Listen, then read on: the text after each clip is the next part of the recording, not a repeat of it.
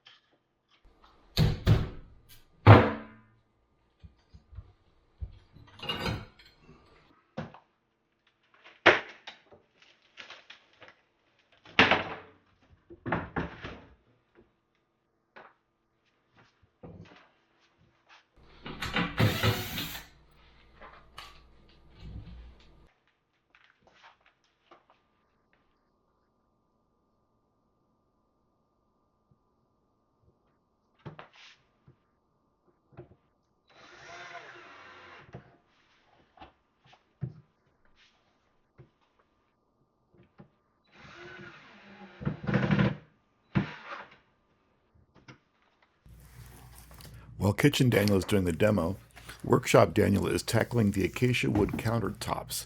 These are a little too narrow for my needs. I need to add about 1.5 inches or 38 millimeters to the back edge. This will also give me about 1/4, 6.4 millimeters of scribe to deal with the wavy wall.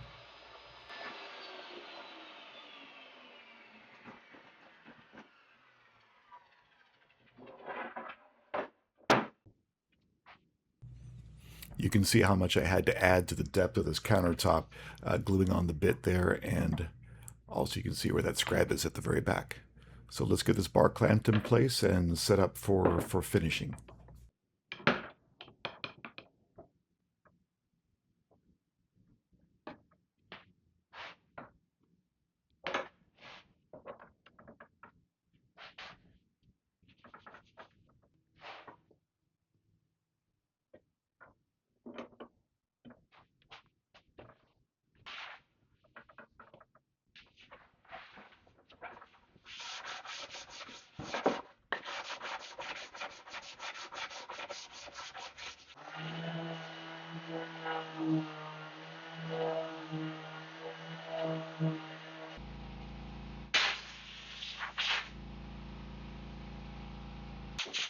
Seems like you got most of the dust, but even after blowing, you still have to wipe it down with a cloth, lint free.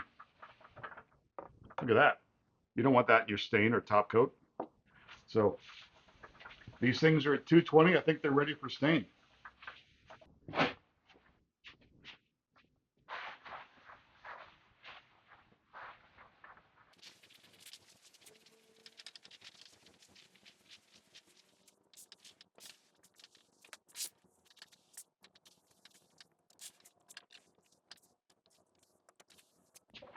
Interestingly enough, this is going to be one of the only finished edge seen edges of the countertops.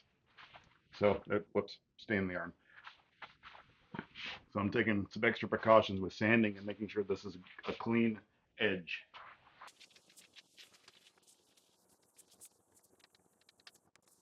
After I go through and make sure everything is 100% covered, I'll let it dry overnight, and then tomorrow is final coats. Top coats, I mean. Just like the other countertops, I'm using the UV as top coat on this one. I've been experimenting with using foam brushes to put it on. It works really well, but the foam doesn't work really well for getting it into the pores and all that. So I'm going to try a squeegee. You know, you've seen it on like garage floors and things like that. We'll see what happens. We'll give it a try.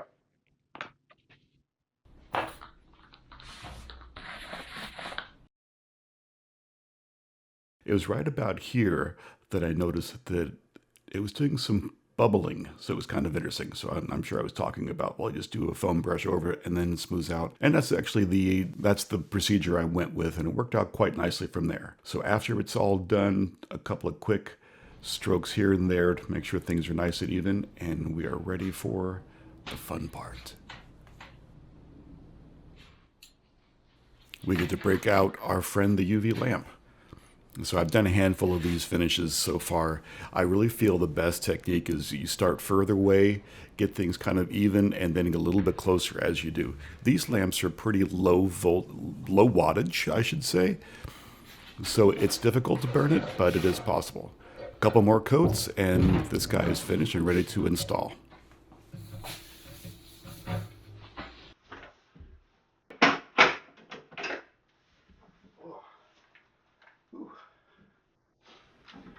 Countertop number one down. Onto the sink countertop now with its large cutout. It gets the added strip at the back for depth and scribe as well.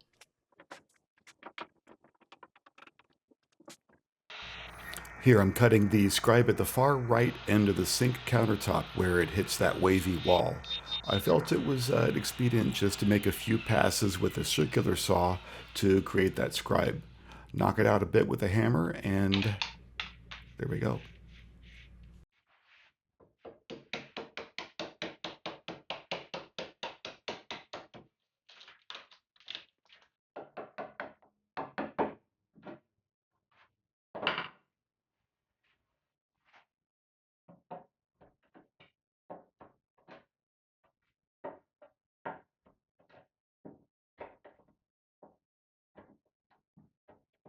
Just in case you're wondering why I put a 3/8 inch wide scribe on the side of that countertop, get a load of this.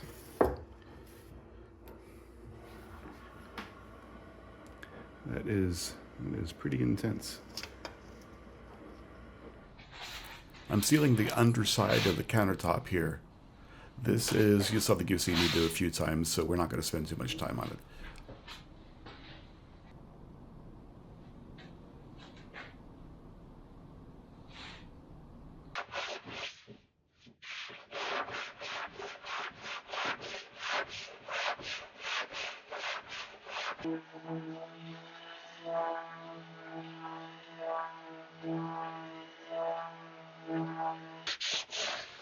So at this point, I've got the surfaces random orbitaled up to 120. Then I go to 120 with the hand sander going with the grain. Now I'm up to 150. I've blown everything off. I'm checking every square inch, make sure there's no squiggle. Sometimes with random orbitals, they put a little snail trail. You got to catch them now because once you get finer, it's difficult to go back down to a grit and then go back up. I'm going to shoot for 220 grit on this one, and then stain and everything else is going to be finish coats and up to 320, maybe 400 with the final coats. But the wood has to be up to 220 and pretty much perfect before the stain hits it.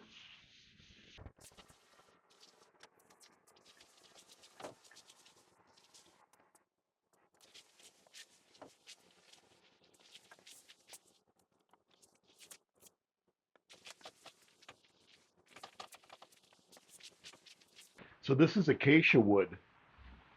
One of the things about it, it's got a very difference between the heartwood and the center wood. So lights and darks.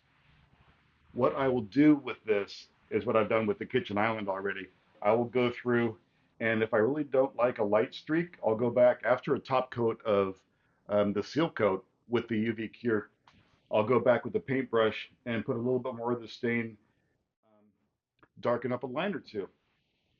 It does help. It kind of just homogenizes the overall look, so nothing particular stands out.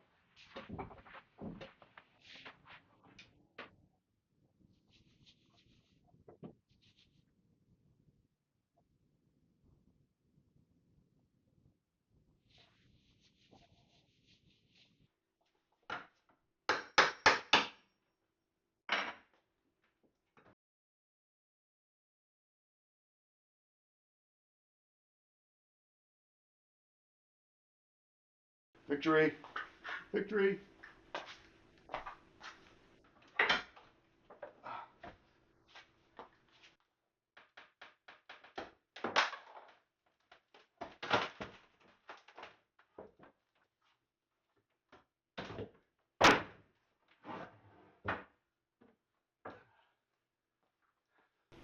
A bit of a water break before I continue.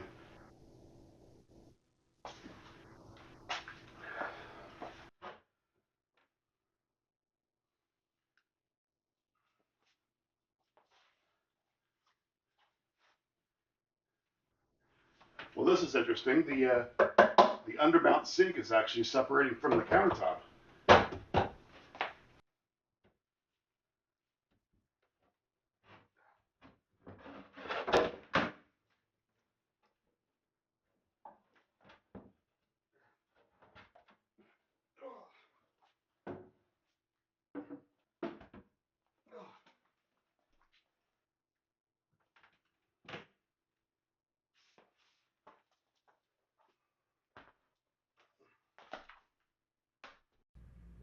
I will say that even with that sink cutout, that big chunk of granite was really freaking heavy. What I am happy about once I had that out was the area over the dishwasher. I had really been concerned about water damage because of the dip and the gap in the countertop. That didn't play out. The back wall was fine. There was no squishiness in the drywall. So we shall continue.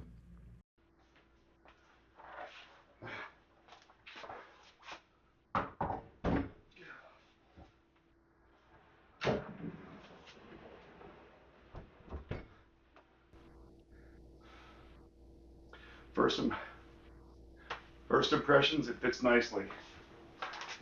I had given myself a 3/8 inch scribe, about 10 millimeters across the back. I'm probably going to need all of it. The side wall is funky as well, but I knew that. It looks like it's only about a 1/4 inch. What is that, 5 or 6 millimeters? All right, I'm going to get some tape down, start scribing it in. Then, after it's fully scrubbed, after, after it's fully scrubbed in, then I can mark for the sink cutout. Taping time.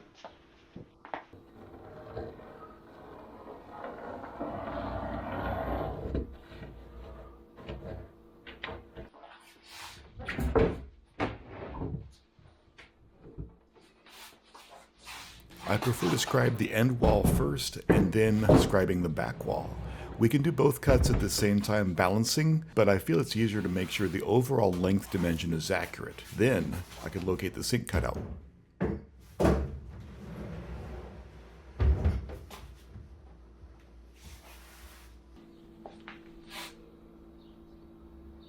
Did you put those there? What was already here? Our traditionals, Daniel and Wendy. Oh, no, dishwasher, 24 inch. Shh.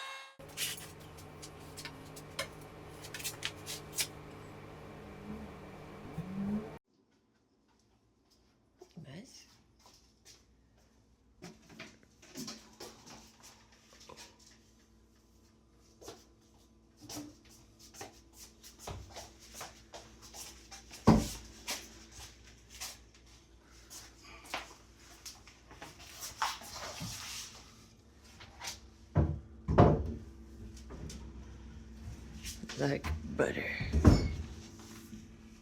This countertop is not coming out for as long as we have this house. All right.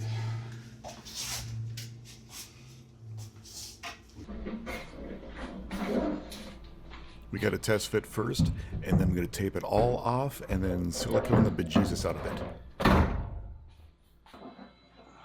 Right here, I do have everything taped off, as we just mentioned, and I have a shocking amount of silicone going on underneath the thing. I don't want that to leak at all. And it's also going to hold it in place until the under counter clips are in place. I think it looks good. All right, quick summary of work up to this point. We're getting close. So the countertop is in, the sink is in, the little clips to hold the sink together. That was challenging. The little short cafe countertop is good to go. We have a bunch of plumbing to fix up this morning, but other than that, I think we are very, very close. The faucet is in place. We are going to put tile across the back wall. That'll be fixed up. I do need to read the instructions though. I think I left this little O-ring out that goes under here, so I might have to take that apart, but that's only one bolt, not the biggest.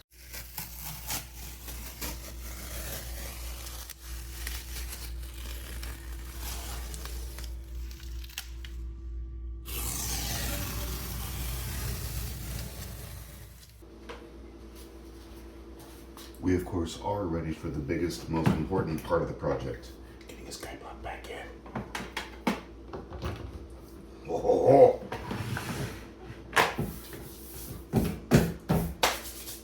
yes. Ha.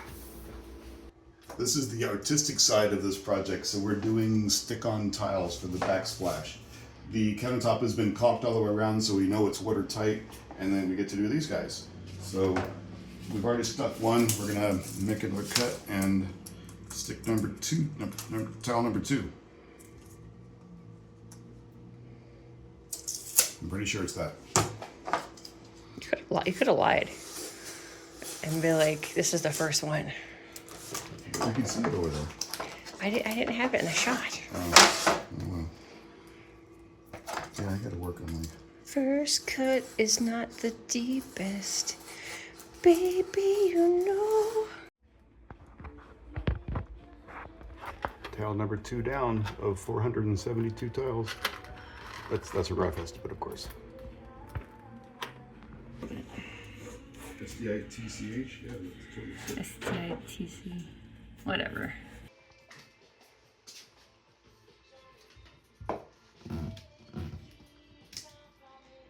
Beautiful.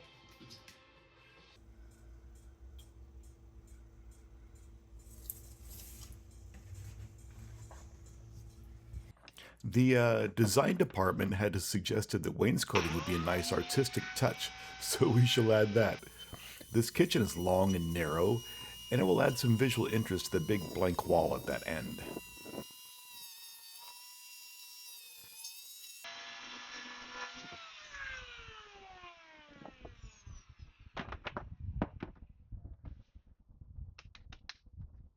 Little pieces are driving us crazy on this, but I think we got it.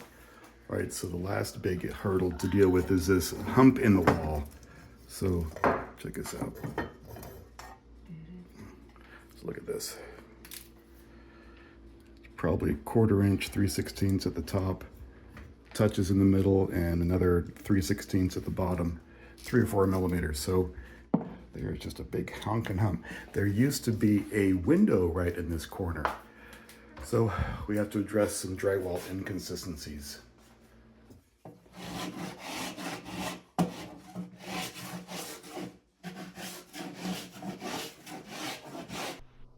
So we've got this piece drafted up. I cut it out, and we're going to fit it for the first time. No, of course I'm kidding. This is like the 4th time I've done this. Working with multiple planes and trying to get everything balanced. It's a little bit funky, but I think we got close.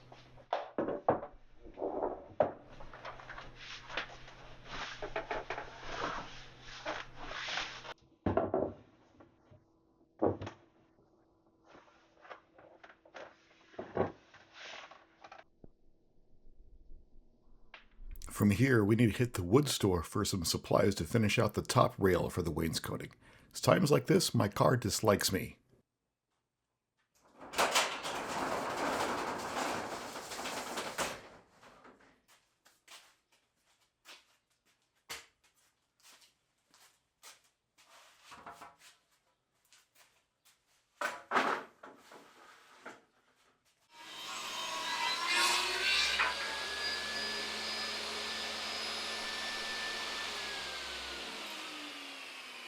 This is not something I would suggest you try. It's a little bit potentially dangerous, but not unsafe if you keep things aligned and just let the blade cut at its own pace.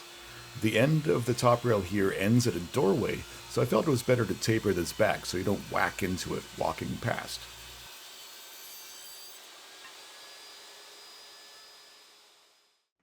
Here I'm using my trusty pocket hole jig. It's to fix the shelf board to this top rail piece. Later I'll put a detail into this shelf piece to hold plates or knickknacks or whatnot.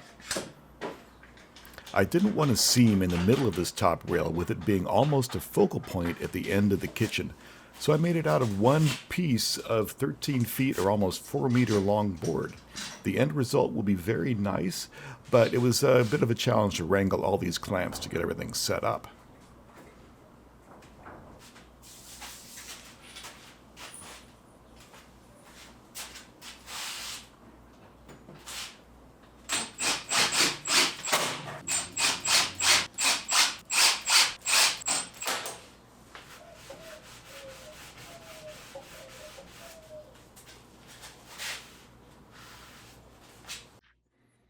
There's only one shot to get this groove cut correctly. This is why detailed woodworking sometimes takes a level of nerve.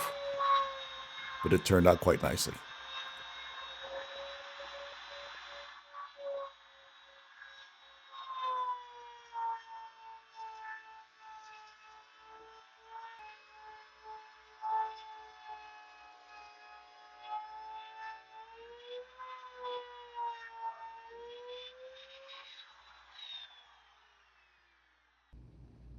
So the grooving went well, and now it's time for several coats of white. Exterior grade because this isn't a kitchen.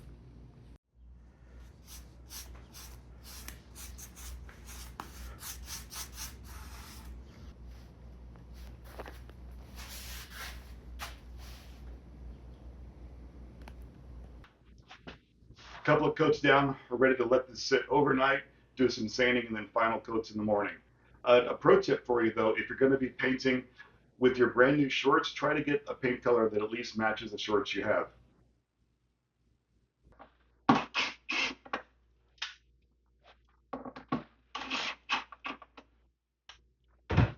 And with that, the chair rail is up. We have some hooks to put in next, probably some paint, and then these hooks go on, just like that.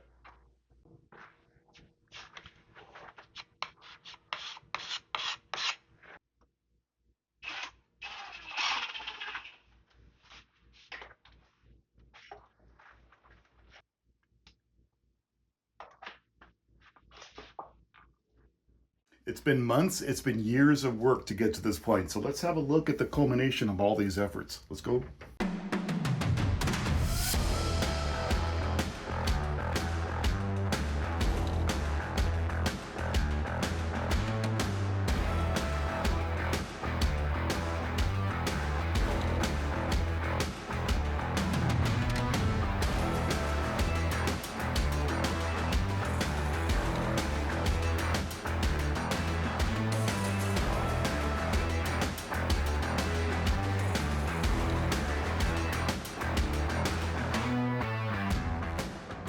The first and most important thing is the kitchen island. This is the very first project we did for this.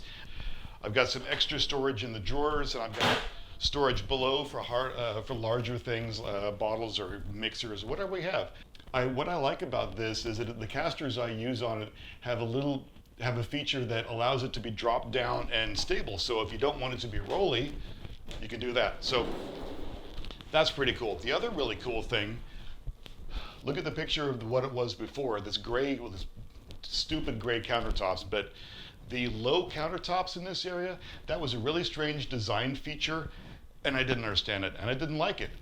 And more importantly, we have some open storage for things we use all the time, the air fryer, the rice cooker, easy access. Let's go to the other side. While I was at it, we put in a single basin sink, so there's all kinds of room to do stuff. So this is really cool. So the last part of the kitchen, of course, we briefly talked about it, the long countertop. I'm just so chuffed about this. This was such a huge improvement. Before, the countertop ended right here. And if you put a blender or something like that up here, there was little room to actually work. Such an improvement. So very happy about that. Am I rambling? I think I'm rambling. Let's go on to the next. I'm super happy to have you here at the end, at the culmination of this long project. For me, it's been a 2.5-year project. Hundreds and hundreds of videos I've shot over these months, hundreds, thousands of gigabytes worth of video content, condensed down into 4 videos. This is the 4th and the final. Thank you so much for helping with the channel and just being a part of it by watching. That's important to me, and I do appreciate it. I think it's time to make some lunch. Let's do it. Thank you.